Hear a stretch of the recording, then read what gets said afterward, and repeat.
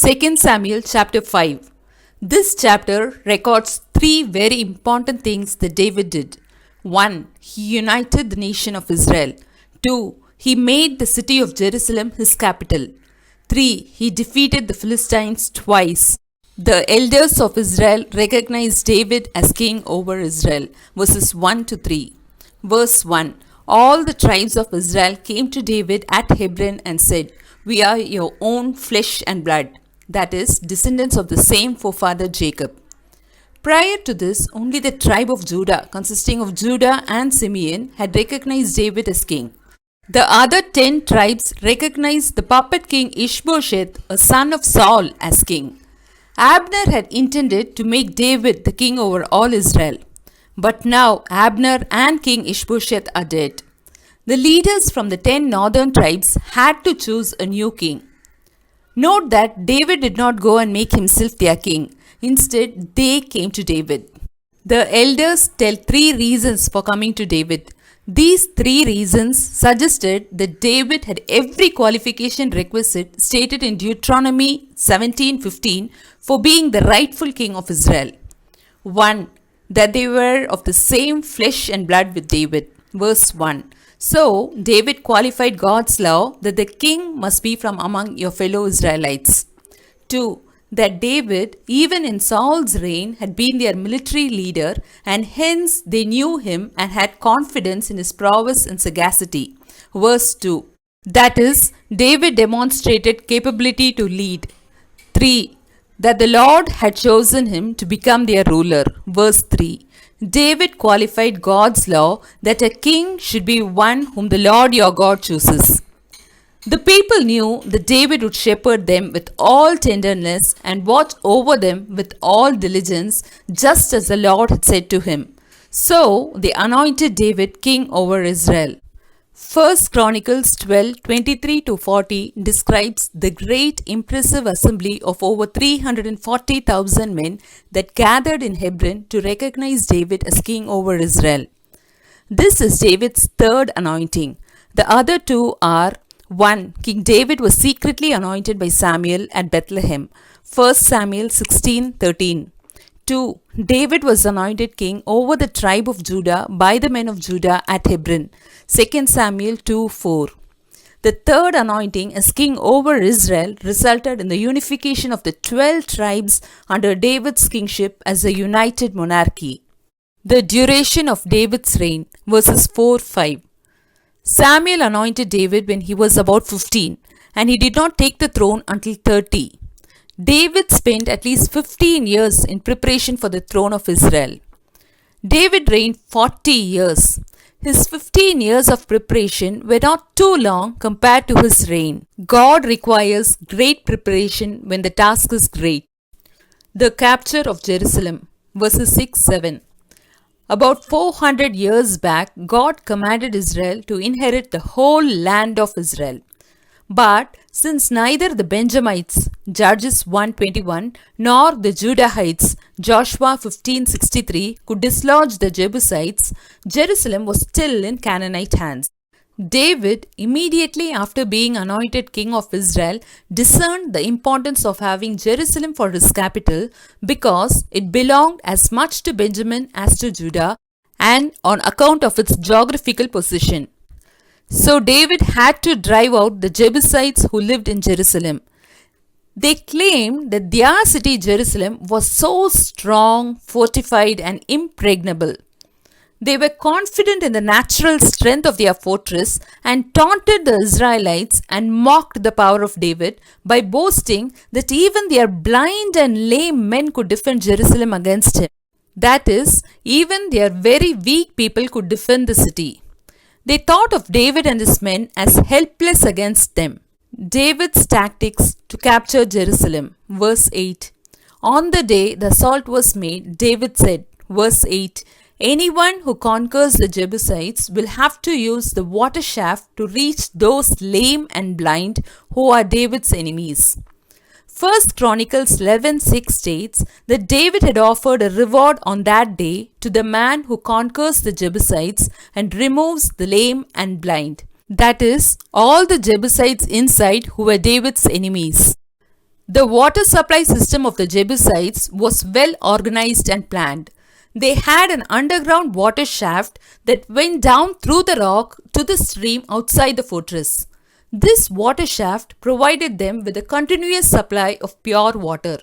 David had found many years before that the only secret way to get into the city of the Jebusites was through this water shaft.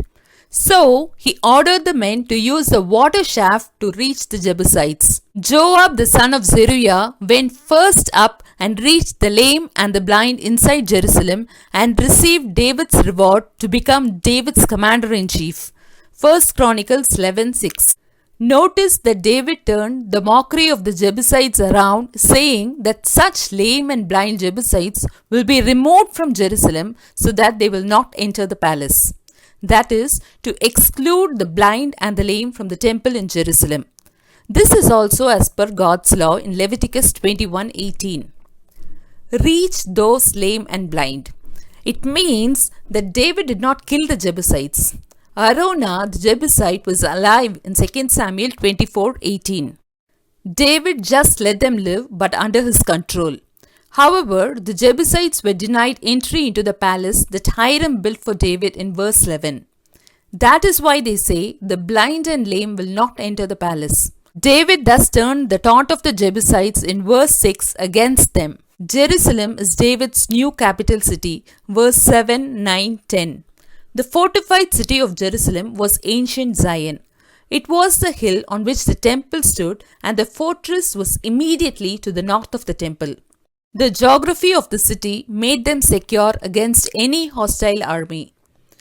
David quickly made Jerusalem the political and religious capital of the kingdom.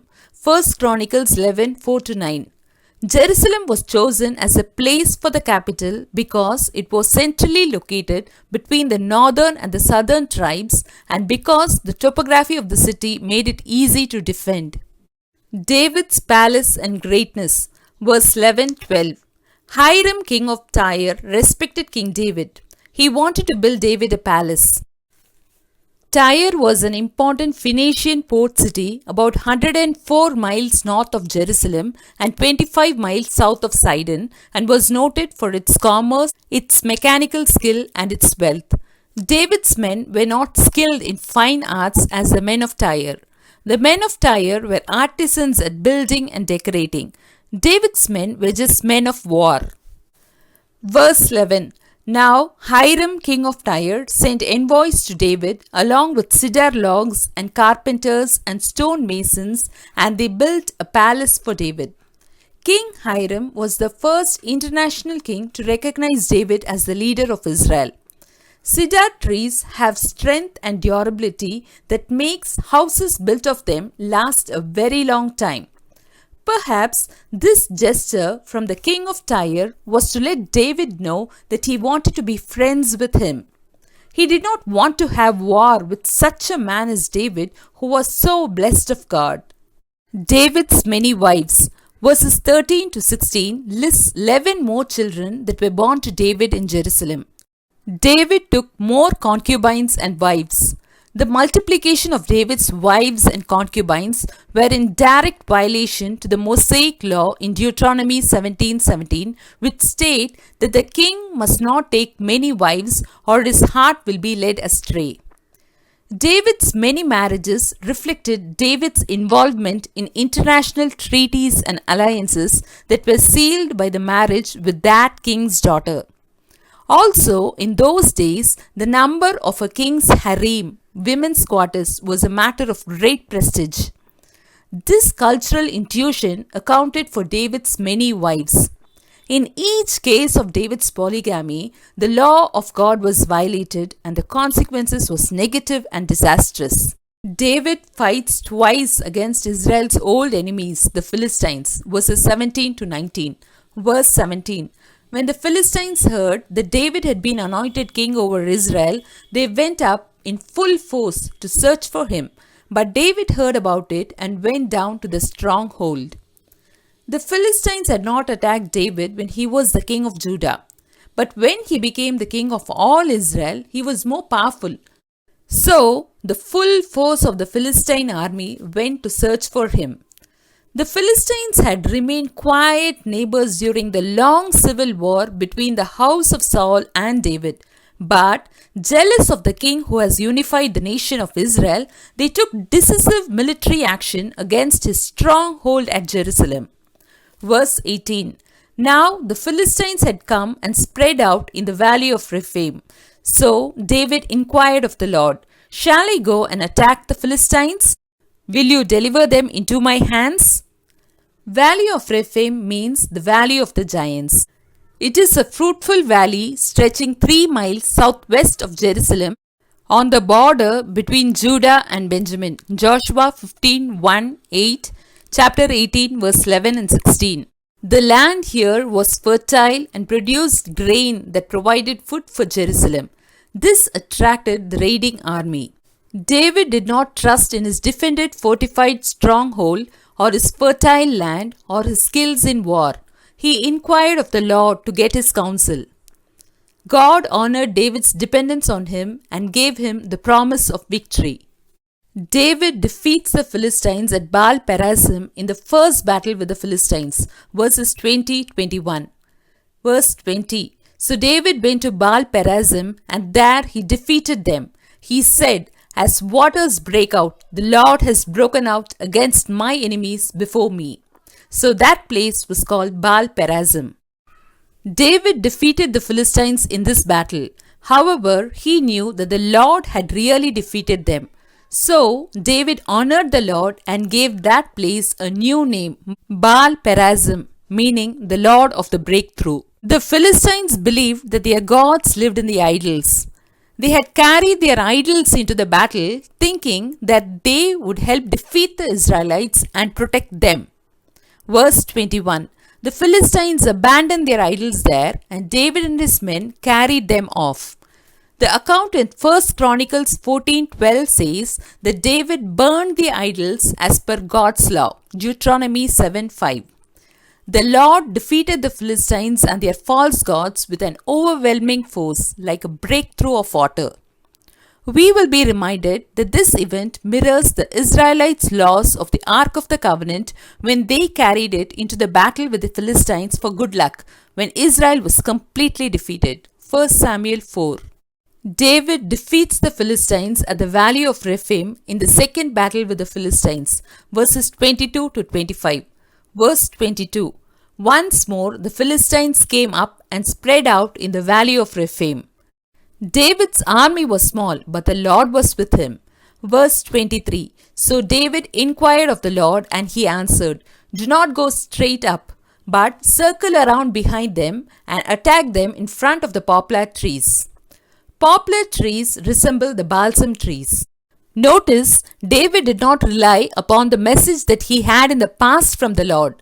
He asked for guidance for this battle once again. The Lord had another plan this time. The Philistines were expecting a frontal attack, since that was the way David's men attacked the first time. Verse 24. As soon as you hear the sound of marching in the tops of the poplar trees, move quickly, because that will mean the Lord has gone out in front of you to strike the Philistine army. Indeed, God is a mighty and awesome God. What a wonderful assurance of help. The sign of the Lord's work was the sound of marching in the tops of the poplar trees. God has already won the battle for David. Verse 25. So David did as the Lord commanded him, and he struck down the Philistines all the way from Gibeon to Gezer. At the signal that the Lord was at work, David and his troops rushed forward to victory. From Gibeon to Gezer. Gibeon lies about 5.5 miles northwest of Jerusalem, and Gezer was about 20 miles west of Gibeon. That is, David drove the Philistines out of the hill country back to the coastal plain. The nation of Israel was safer with David as king. David followed the commands of the Lord and won the battle with the Philistines. They were never a problem again for the Israelites. 2 Samuel chapter 5 Questions and Answers.